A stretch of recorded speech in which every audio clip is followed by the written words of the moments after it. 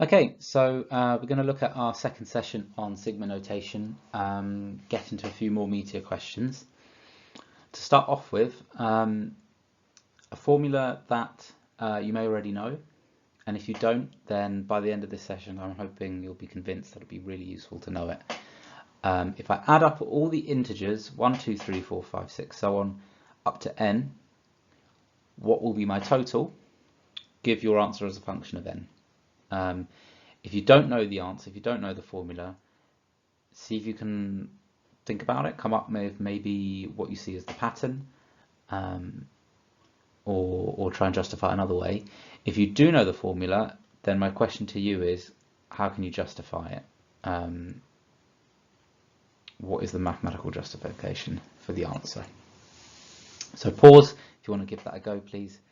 Yeah, pause now.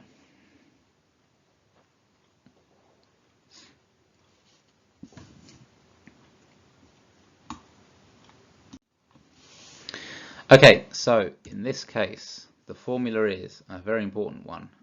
It is the nth triangle number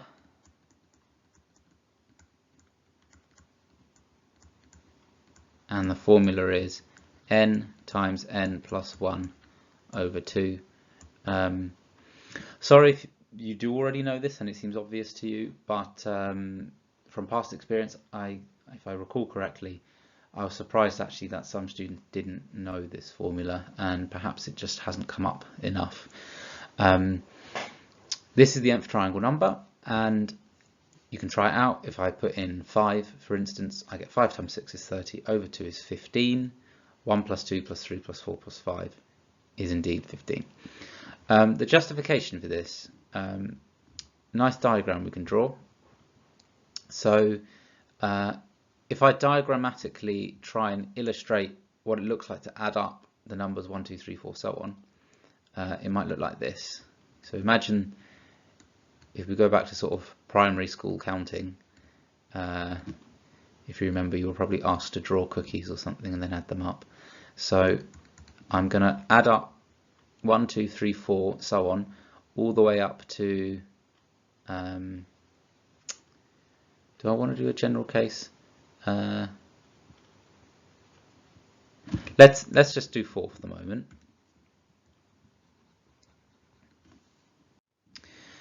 And then in this case, we've got 1, 2, 3, 4, all added up gives me 10. However, rather than counting them, we want to come up with a system.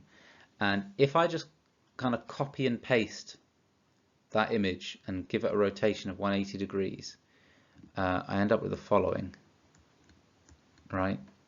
It's a bit like Gauss's pairing up of values, right? So the purple and the red are exactly the same amount of things, just in a different arrangement. And then if you just think, how many do I have here? Well, I have 4, which is my original number that I was counting up to, 1, 2, 3, 4. And how much do I have here? Well, this is 5. Multiply them and divide by 2. Right, and I get 10. 4 times 5 over 2 gives me 10. And then generalized, that's exactly what we have here, the general principle. Take n, the number you're interested in, multiply it by 1 more than that, and divide by 2. Right, so within our image, this is effectively n plus 1, and the number of dots in that triangle is n times n plus 1 over 2. Okay, so really useful to know. That is the triangle formula. In fact, one other interesting way of remembering it is n times n plus 1 over 2 is exactly the same as n choose 2. So if you ever have trouble remembering that one, then you can remember it as this. The reason for that ultimately comes down to the formula, right? It's n factorial all over n minus 2 factorial times 2 factorial, and that actually cancels out because you've got n times n minus 1 times n minus 2 factorial on the top, n minus 2 factorial on the bottom, 2 factorial. So to be clear, I've kept the top exactly the same, but I've just expanded it out a bit, because n factorial is n times n minus 1 times n minus 2 factorial. Bottom is the same, but now the n minus 2 factorials cancel out, and I get n times n minus 1 all over 2 factorial. 2 factorial is actually just 2, and that's it. So one very easy way of doing triangle numbers on your calculator is to just do the NCR function, where n is the triangle number you're interested in, and then you just use 2 as your R. Or better yet, remember that, and you can just plug it in. Okay, so we're going to look, as I said, at more sigma notation. This will come up though. It'll be a useful thing to know. So we're going to explore a bit more of the sigma notation first, and I guess I just want to show you a few more ways in which the notation is used, and a few shortcuts and tricks, or I suppose properties of the sigma notation. The first of these is this concept that you can have sigma expressions where the index limit is also a variable. So what I mean by that is, before we had stuff that looked, say, like this. We had, say, I equals 2 to 5 of 2i, and this just means, in this case, 4 plus 6 plus 8 plus 10. However, what you can do is these numbers here, the 2 and the 5, they can themselves be algebraic expressions or constants, right? Wherever you have a number in mathematics, you can replace it with an expression or a constant. And the same is true here. The I, by the way, that's that thing I'm calling the index limit. So I'm saying, what happens if you make that a variable? So you could, for instance, change to the following. You could say, well, I want to know what is I equals, let's say, 2 to a 2i. What's that equal to? In this case, what you're effectively saying is 4 plus 6 plus 8. And in this case, because you don't know what a is, you're just going to have to write the following. Dot, dot, dot. And then your final term, which is going to be 2a. Right? So a could be anything we don't know. So we're just going to have to put a dot, dot, dot and say, well, you keep doing this process until you hit 2a, whatever a may be. Okay? And likewise, it could also be in the bottom, or even both, right? There's nothing preventing that either. So if I make one up, for instance, we could have I equals k to 2k of, well, let's try this one actually. I'm going to put here just the number 3. So we're really understanding the sigma notation well if you know what this is saying. I'm not claiming it's a clever way to express anything, but this has meaning, this expression right here, and have a think about what that might actually mean. So in this case, what we're basically saying is, right, put in I equals k and tell me what you get. In this case, because there is no I at all, it basically just gives me back 3 again. So if my index variable is up here, for I equals k, I get 3. And then I'm going to add, and for I equals k plus 1, I'm just going to get 3 again. So it's a bit funny. You can actually have a series or a sigma notation where the index variable doesn't even appear. So you're just doing the index variable with a constant. That's completely acceptable. It has meaning. It just means, well, the I doesn't appear, so I don't need to change anything. You're just going to have 3's all the way along. But the index variable is still counting, so it's still doing I equals k, and then I equals k plus 1, I equals k plus 2, all the way up to 2k. So how many am I going to have? Do you remember the rule I said you do the upper limit minus the lower limit plus 1, just to make sure you don't make the mistake of forgetting to add the plus 1. So there's going to be k plus 1 of these, right? K plus 1 terms.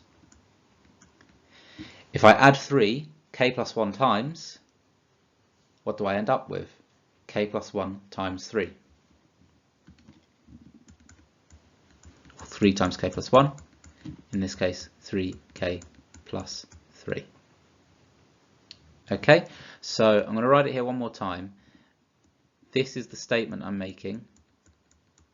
Again, it's not a particularly intelligent one, but this notation that I've written here, make sure you understand why this is the case. Why does the left hand side equal the right? What's going on with the notation?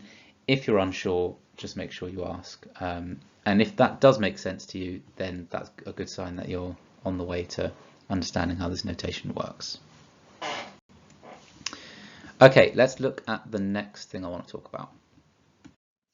So this isn't too complicated. This is the idea that as you can multiply and add numbers, you can multiply a sigma expression and you can add them and take them away from each other as well. The simplest of these is as follows. If you have, I'll write it in general first, and then I'll give you an example. You have the sum of a function, let's say f of x, and you're going to sum it from I equals, or let's just say 0 to n. If I multiply, or if I have a constant on the inside, I'm allowed to take it outside of the series. Okay, and the reason I can do that should make sense really. If you're adding up a whole bunch of numbers, if you take out a common factor from all of them, you may as well add them up separately without the common factor and multiply by the common factor at the end. It's the same reason why when you integrate, you can take a constant out of the integral. So it should have that sort of feeling. It's like taking a constant outside of an integral. It's the same with a sigma notation. You can take the constant on the outside. So an example of that would be, let's say I have the sum from I equals 2, or let's start using R actually, because I think that's a bit more common. Let's say from R equals 2 to 10 of 5r squared. That's exactly the same as 5 times the sum from r equals 2 to 10 of r squared. Okay, so that's the first thing, and that's what I've called, oh yeah, that's multiplication, right? So that's a multiplication with a scalar, with a constant. So that's our first bit of information. Okay, the second thing is about adding and taking them away from each other. So if I have the sum from I, let's say 0 to n of one function, let's put that in big brackets, and I also have the sum from I equals 0 to n of another function,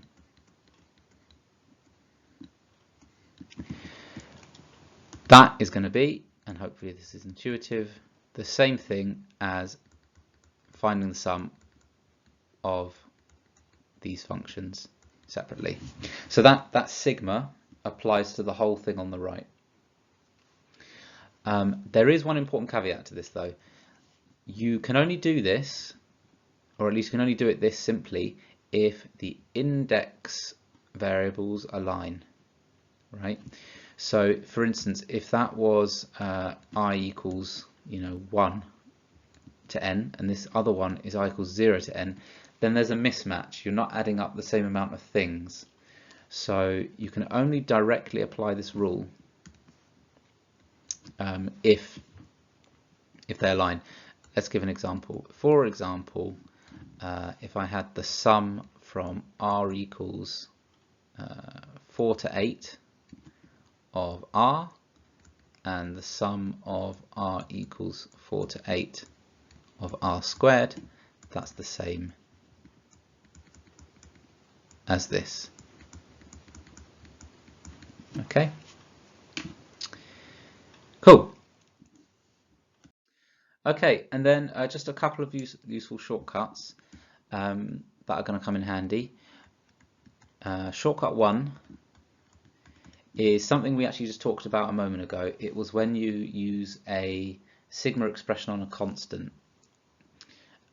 If I do sigma, let's say of 5, and let's put in some specific numbers this time. Let's say I do that from r equals 7 to 12.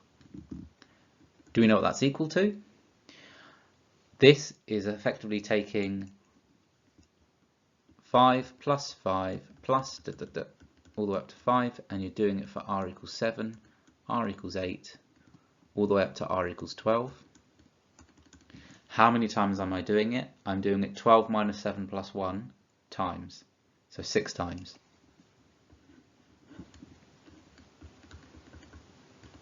So therefore this is equal to 30. So the shortcut is, if you ever have an expression, let's write it in general, that looks like this, where you're going from one limit to another and it's of a constant, then that's going to be equal to upper limit minus lower limit plus 1 times c. I want to make this absolutely clear. This is not a formula that you need to learn. Okay, I've just written it here to explain the principle. Don't learn the formula. If you understand the intuition, you won't need it. You should be able to look at something like that and think, well, it goes from 7 to 12. That's 6 terms. I just multiply by the constant. I get 30. This is just the underlying process. Okay, but it's not a formula in the formula book or even in the textbook. Okay, and then shortcut 2, and this one's very, very important. It's not a shortcut that's particularly given in the textbook, I don't think, but I think you should use it because it's way too useful. So remember I said about the triangle numbers? It's extremely common to come across a series where at some point you're going to have to do this. You're going to have to do r equals 1 to n of r. And this thing here is the triangle number formula, right? Or not the formula, but a way of requesting what the triangle numbers is. Right? This is 1 plus 2 plus 3 plus 4 all the way up to n. This is the nth triangle number. So that sigma expression there is equal to n times n plus 1 over 2. So I highly recommend you remember this. You remember the nth triangle number formula, and whenever you get the opportunity, you make use of it, because it will save you quite a bit of time. That, in combination with what we've just seen about being able to add and multiply sigma expressions. Okay, there's a few other little tricks and pieces that we'll learn as we go. I'll do some examples now, and then you can have a go at some questions yourself. Okay, so here's our first example. Show that thing on the left equals the thing on the right. Quite a simple thing on the right, isn't it? I'm going to do this two different ways, not because one of them is better than the other. One of them is definitely better than the other. Not because they're both good, but because I want you to see both ways so you get used to doing these questions in different methods. That makes sense. So I'll do it the long way first. The first way I want to do this is to demonstrate that triangle formula trick. In this case, the trick is not that useful. In other places it will be. So what we're going to do is, or let's just write this out fully one more time.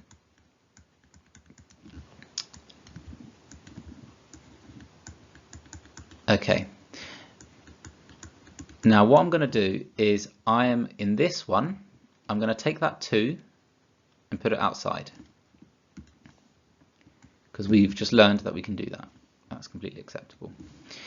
And then second, here, Remember we said you can take two series and combine them into one? The reverse is also completely acceptable. If you have two things being added inside a series, you can separate them. So this thing here is the same as if I separated these two parts and put them in the same sigma expression, so with the same limits and everything. So if I say sigma from r equals 1 to n, I'm going to do that twice, and now I'm going to put in there these two expressions, 2r and minus 1. And in fact, to make this look a bit nicer, rather than having the minus there, let's bring it to the outside again, just like we did with the 2. So I'll change that plus to a minus, and now we've just got a 1 here, right? So to make that clear, it's just the number 1. Okay, and we don't really need the brackets here. It should be clear what we mean. These two things are completely separate. So you work that one out and then take away what this one is. Okay, and then let's also bring this one back down. So we've still got that. We've got 2 sigma from r equals 1 to nr. And then it's minus everything on the right. So it's minus all of this. Okay. And then let's not get too confused.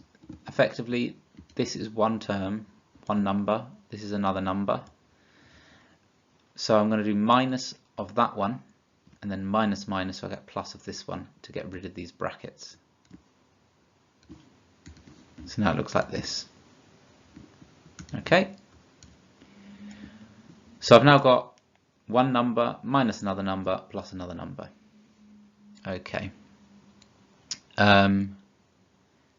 Now, again, I'm going to take this 2 on the outside.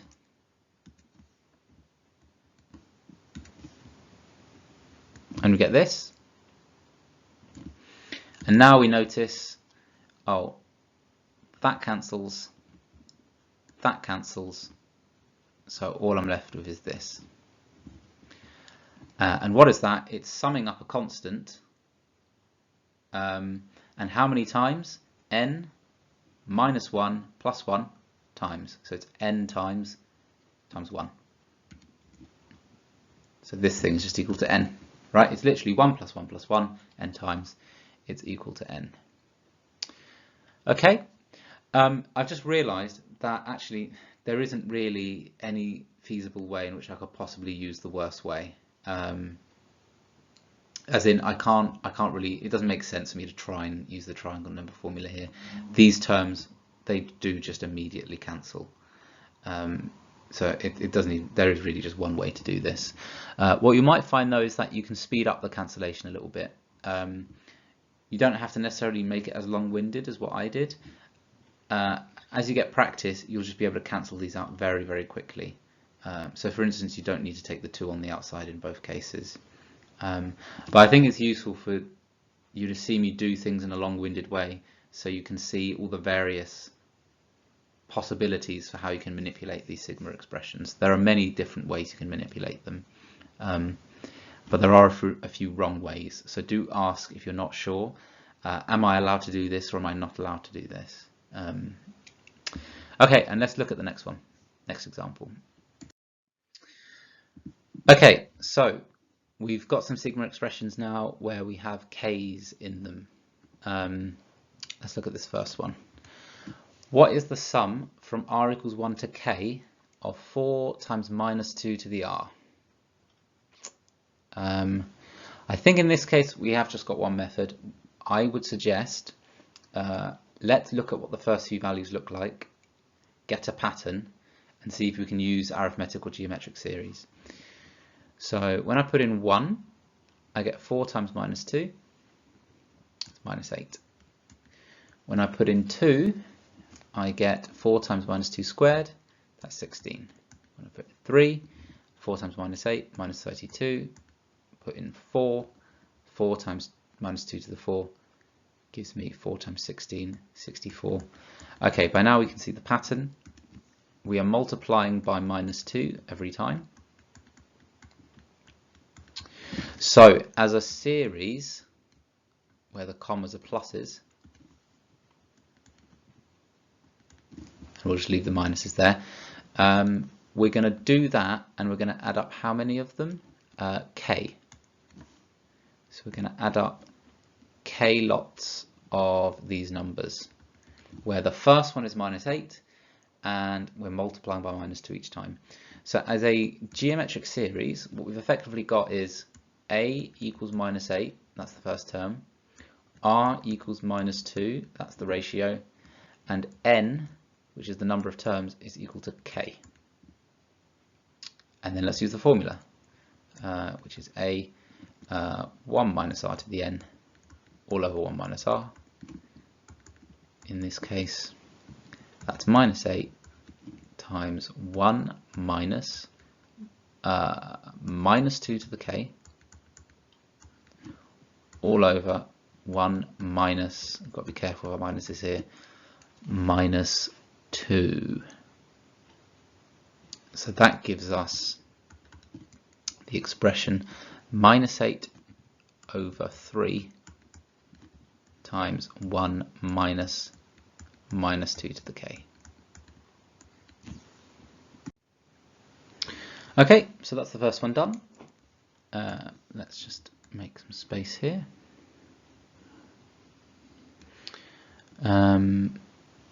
So then our next one. Right, so now we're going to finally use that triangle number trick.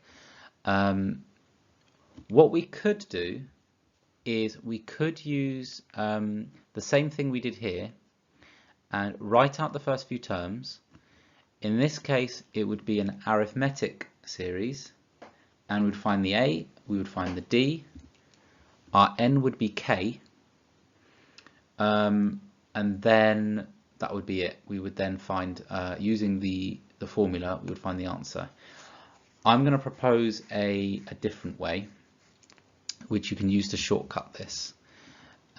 This is equal to the sum from R equals 1 to K of 100,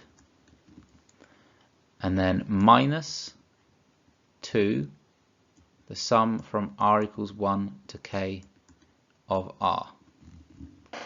Right, so that 2R, I already split it up into a -2 on the outside, and then the R is left on the inside. And then this becomes, here, R equals 1 to K of a constant is just K minus 1 plus 1, K, times 100. So we get 100K. And then this part here, so let's do the -2. R equals 1 to K of R, that is the kth triangle number, right? 1 plus 2 plus 3 plus 4, all the way up to K. So that's just going to be K times K plus 1, all over 2. Multiplied by the -2 on the outside, we get 100K minus K times K plus 1. We could, I suppose, turn that into the full quadratic. It would be minus K squared,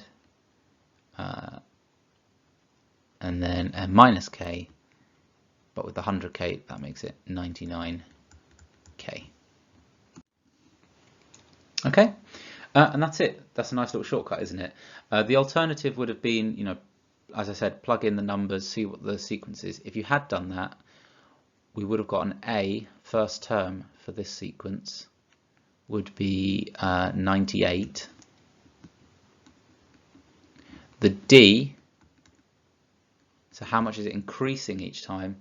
Well, in this case, it's decreasing by -2 every time. And your N would have been K again. So test it out if you want. You can pause. If I did A98, D minus 2, N is K.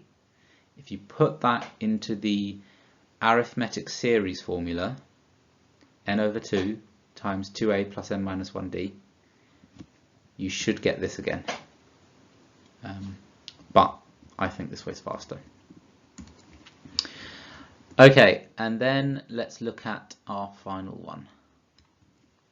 So let's write it over here so we've got a bit more space. So now things get a bit trickier because it's not starting from 1, it's starting from 10. 7 minus 2R. In fact, I'm going to rub off some stuff so we have a bit more space, and we'll talk about a couple ways to do this. Okay, so focusing now just on C.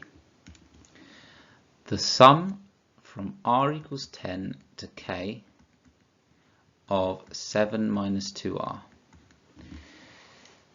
How are we going to do this one? Okay, let's do it the backup way, which is the way you should do if you're ever unsure, which is just try out and see what the first few values look like. So if I put in r is 10, I get 7 minus 2 times 10, that's minus 13. If I put in 11, which is the next one, 7 minus 22, minus 15. And I can see each time I'm going to decrease by minus 2, so it'll be minus 17, minus 19, and so on, up to some amount where I'm now putting in k instead. So our first term is minus 13, our d is minus 2, and our n is top minus bottom plus 1. So it's k minus 10 plus 1. So that's minus 9. Let's plug that into the formula. The formula is this. For the sum of an arithmetic series, so we get k minus 9 all over 2 times 2 times a is minus 26. Gets a bit fiddly now. N minus 1, so that's k minus 9 minus 1, so k minus 10 times d, which is minus 2. We get this. So we get k minus 9, let's put half on the outside, times minus 2k, so I've got k times minus 2, and the 20, with the minus 26, gives me minus 6. Let's divide that thing on the right by a half, so we get k minus 9 times minus k minus 6. Oh, sorry, not 6, minus 3. Yeah, half of 6 is 3. Okay, so that's one way. Let's note down the answer.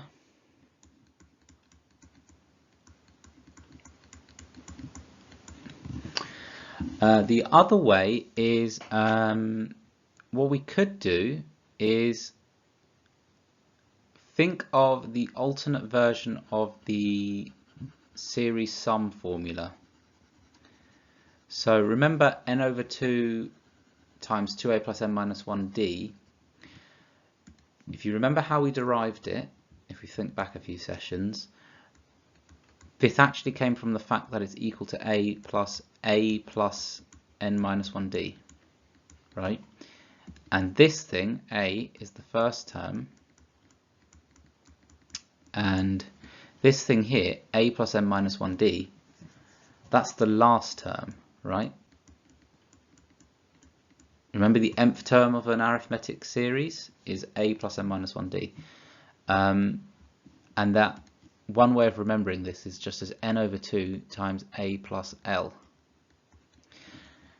That's an L there. So that's a useful alternative to the formula. I would remember both versions, because sometimes if you know what the L is, you can just directly get to this. And I would say this is one of those scenarios, because if we forget even finding all of that, or even finding ADN, well, n will need, what is the first term? Just plug in this value, r equals 10, and we get a equals 7 minus 20 minus 13. And then plug in k, so we get 7 minus 2k. So our L, our last term, is this. And then n we do still use, it's top minus bottom plus 1, which is k minus 9. And now you can just take all these and put them in here. So it's equal to k minus 9, divide by 2, times minus 13 plus 7 minus 2k, which gives us minus 6 minus 2k here, and yet we get the same thing again, k minus 9 times minus 3 minus k. Okay, so a couple methods there, all sorts of tricks. This whole subject definitely lends itself to a lot of shortcuts or potential shortcuts. You can always just do it the long way, which is get a few values and just use the arithmetic and geometric series formulas. But try and you know, have some fun with it. Try and find the shortcuts if you can. You've got the triangle number formula, which you can remember, and sometimes that's useful. For instance, for this part B, it was useful. Remember what the series of a constant looks like. It's just multiplying it by the number of terms in the series. And yeah, and just use whatever tricks you can. Split the series up, combine them, just have a play with it, and you'll eventually get used to what you can and can't do. Yeah. Okay, so I've got 3 questions here, and if you have time for it, there's one more on the next slide, so 4 total. So see how you do on these. You can probably already see question 6. It's a very quick way to do it if you remember the triangle number formula. What I'd recommend for number 6 is use the triangle formula trick, but also to just satisfy that you understand both methods, use the arithmetic formula for the series. Get both. Notice for number 9, and we actually didn't, I don't think we mentioned this specifically, you've got an infinity sign.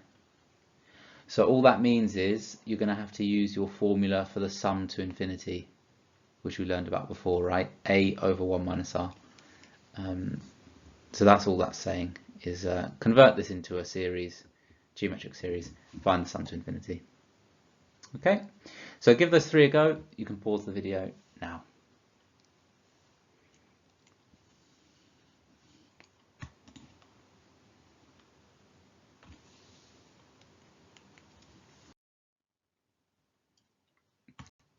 Okay, and then finally, see if you can have a go at this question. You're going to have to use a little bit of logarithms for this one, but see how you do.